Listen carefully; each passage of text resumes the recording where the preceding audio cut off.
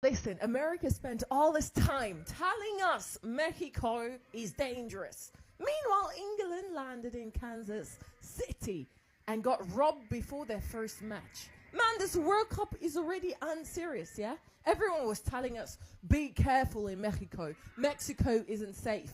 But England touched down in America and their equipment van said, goodbye, lads. Man, boots gone, training gear gone, kits gone, balls gone, yeah? Bro, England haven't even played yet. And they've already taken their first loss, yeah? America, I'm sorry, but you had so much mouth for Mexico.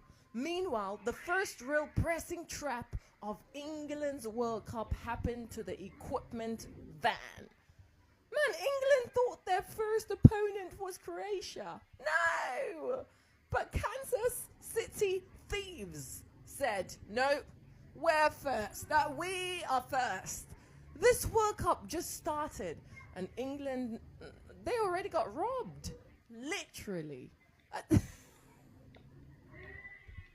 Bro, the World Cup being hosted in America is already a debacle. We are genuinely racially profiling players and fans as they come into our country for an international sporting event. And while the racism and ICE presence is one thing, there's also big corporations using the event and the goodwill around it to greenwash their crappy polluting companies. So I want to tell you a little story about a company called Saudi Aramco. Saudi Aramco is the world's largest corporate polluter. Not one of the largest corporate polluters, the largest corporate polluter. This one company has been responsible for an estimated 4% of all climate damaging emissions since 1965. One company. And that company is a FIFA World Cup sponsor. The World Cup has essentially handed a giant megaphone to a corporation that is literally poisoning the world. And I'm thinking, maybe they shouldn't do that. Here's the thing.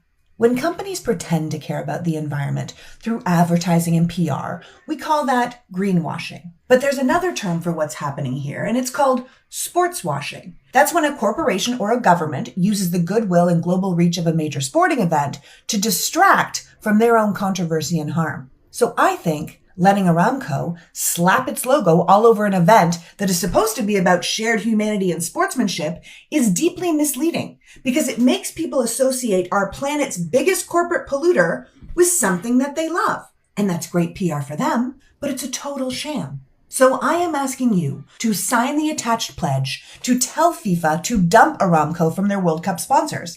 And after you sign, the Conservation Law Foundation will send you a ready-to-go message that you can send directly to FIFA on social media. It is a low-lift, big-impact ask. We want them to lose Aramco because dropping a sponsor like this will set a precedent for major sporting events and organizations being more responsible about who they take money from. Public campaigns like this have the ability to generate real pressure when they can prove there can be real consequences for these corporations whose products negatively affect the fans. Let's be honest. The World Cup is in our backyard right now. So if there was ever a moment that FIFA might actually listen to us, it's now. And you can love the World Cup and still demand that the people who run it hold themselves to a higher standard about who gets to use them for profit. This is one of those moments where collective public pressure can actually make a difference. So click the link or find one in my bio and tell FIFA that you don't want to see the world's biggest polluter's logo at the World's Cup. I've watched every single World Cup since it were in black and white, and here's why I think the World Cup in USA this year is going to be the worst ever. First reason, Americans, I can't stand them, and neither can you. Every time I open TikTok, every time I turn on the television, and every time I have the bleeding radio on, I have to listen to an American talking the biggest pile of twaddle I've ever heard in my life. And it's always something like this. So I'm excited for two main things ahead of the Soccer World Cup 2026. Firstly, I'm excited to see how Cristiano Pulisic gets on. He's by far the best player in world soccer right now. I think he's going to bring it home for Team USA. And secondly, I'm looking forward to sitting down in the MetLife Stadium next to these Europeans and seeing how they react to being in one of the coliseums of global sport. Something that's so much better than those tiny little stadiums that they have over in England and Germany. If I have to hear any more of this frigging nonsense, I'm going to get to the red hot poke and shove it up my own ass. But beyond the annoying Americans, there's a number of other things that are going to make this the worst World Cup ever. No, it's not the times. We were used to that in South Korea, getting up at 6 a.m. to watch England. And no, it's not the heat. We've had hotter World Cups than this. It's just the effect of uber-American capitalism on everything. The stadiums are going to be half bastard full because they're charging $2 or $3 a ticket. The corner flags are going to be on rubber plinths, and the goals are going to look like something you'd wheel out up 5-side pitch on AstroTurf at school. And I can friggin' guarantee every single water break there's going to be adverts for Gatorade or some other shite like that. And we just don't need it. Football's supposed to be pure joy, particularly a World Cup. I look forward to it so much. But I tell you what, I'm not looking forward to watching Germany thump Curacao 15-0 in an half-empty stadium while it's being advertised for fucking Geico and all these other American brands. I mean, good God, could they not just have given it to a proper football country like Qatar? The World Cup is in a lot more shit than we think it is. In Boston, Foxborough Stadium is already saying that if they not receive $7 million within the next few days, there will be no games held in Boston. Now is Miami sounding the alarm. Miami saying that they have not received a penny from the federal government as it was promised, and that if they do not receive the money within the next few days, they will have to start making cuts to security, to maintenance of the stadiums, and the Fan Fest itself. And then you have New Jersey, who has said that they have not received enough money and they have no money to support the Fan Fest in the place where the final of the World Cup will be. What is the common thread on all this? The federal government does not deliver the money they promised they were going to deliver to the stadiums, and the stadiums are calling their bullshit because at the top of the ticket is a guy who is known for not paying his fucking bills. And then FIFA, on the other hand, is saying, I'm just here to play, man. You got to pay for everything else. I'm not going to talk to anybody. So what is the situation in the U.S.? We have two of the major places where games were going to be held, where some of the most important games were going to be held, sounding the alarm that they will not have money for security, for maintenance, for customer service, for everything else that involves, including the Fan Fest, which if you're not a soccer fan, a football fan, you don't understand the importance of the Fan Fest. But that's where we are. So is the U.S. ready? Fuck no.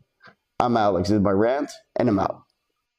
Are we Americans aware that the biggest event of the world is happening here in the United States? Why is no one talking about it? Why is no one planning to do watch parties? Why isn't the cities that are hosting it shutting down for the day? When I'm telling you that everywhere but here in the States, football, soccer, is the biggest thing in the world for them. The passion, the love, the admiration soccer fans have for soccer and their players, it's in a magnitude that we will never fully understand. To be hosting a World Cup event, it's such a privilege that I don't feel like the Americans truly understand how lucky, how fortunate we are to have this event happening in our land. The World Cup, it's such a good PR machine for the country hosting it that it creates tourism. It gives a good reputation to the country.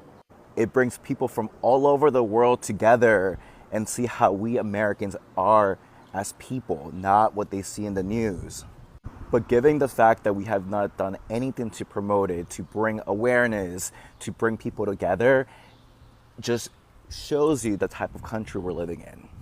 And in no means I'm trying to come across as this crazy soccer fan who loves the sport and the game. But I did grow up in Ecuador. I did see when the World Cup was happening, what it did to my country, what it did to people, how people came together to celebrate, to cheer on for their teams. It was truly magical seeing people just happy and connecting for once. And really, that's what soccer is really all about, is bringing people from all over the world, from all different classes together and sharing that same or that one commonality. The World Cup was supposed to bring tourism, was supposed to bring money into the economy, has completely been a disaster. FIFA's worst mistake was one, giving that stupid peace award to that freaking monster we have in office, and giving the World Cup to a country that could care less really for it. But I'll be watching, I'll be rooting for some countries, I'll be going to the bar or watch parties just to go watch the games. And I will be dancing when Shakira comes and performs the World Cup song. Let's all root for the underdog, let's all support other countries. And if we're looking to boycott the United States for whatever reason, do it. Because we Americans truly don't deserve nice things anymore. It's just sad. Please subscribe to the channel, turn on your notification bell, and don't forget to comment what you think about this.